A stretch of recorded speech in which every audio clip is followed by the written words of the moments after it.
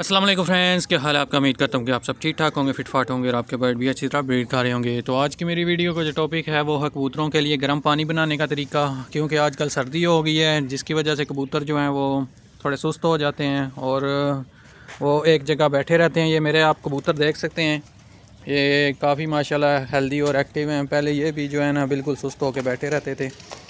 तो इनके लिए मैंने एक पानी बनाया है, देसी पानी है, बिल्कुल सिंपल सी चीज़ें हैं जो कि आपको घर में मिल जाएंगी।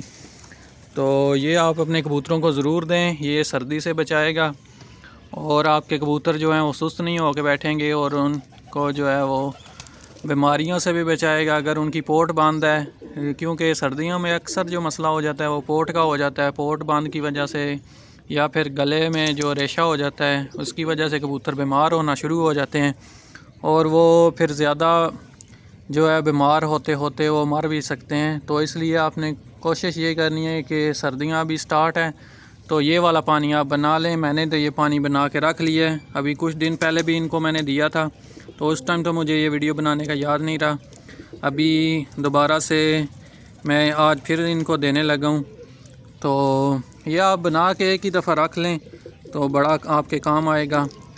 तो ये बहुत ही ज़बरदस्त चीज़ है, ये एक किस्म का कहवा है और बहुत ही ज़बरदस्त कहवा है, देसी चीज़ों से बना हुआ है। इसमें क्या क्या डालना है वो मैं आपको बता देता हूँ।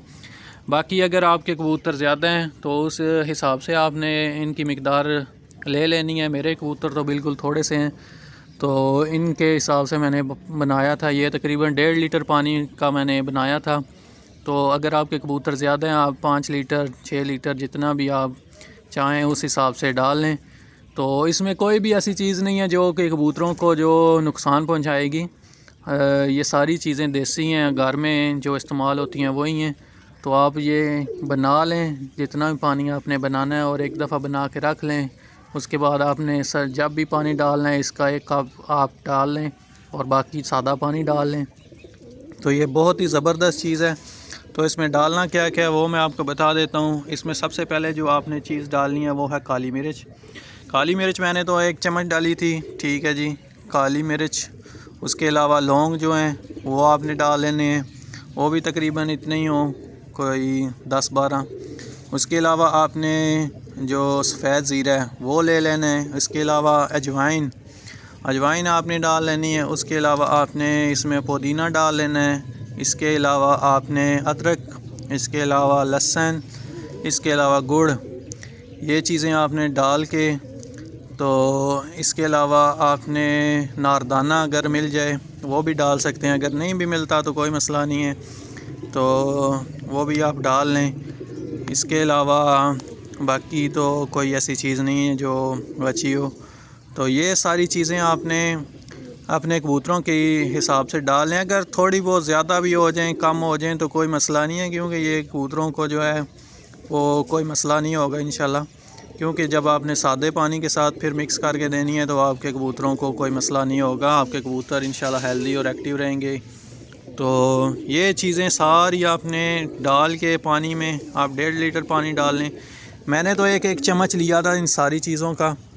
तो अगर आप चाहते हैं कि हमारे कबूतर ज़्यादा हैं और हमें ज़्यादा चीज़ें चाहिए तो आप उस हिसाब से ज़्यादा भी डाल सकते हैं।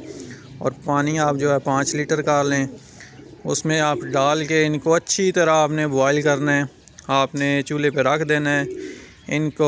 और एक सॉरी चीज़ थी, मोटी इलायची भी, वो मैंने भूल गया था। मोटी इलायची जो है वो भी आपने 2 डाल लेनी है, वो भी बड़ी ज़बरदस्त चीज़ है, वो भी आप डाल लें।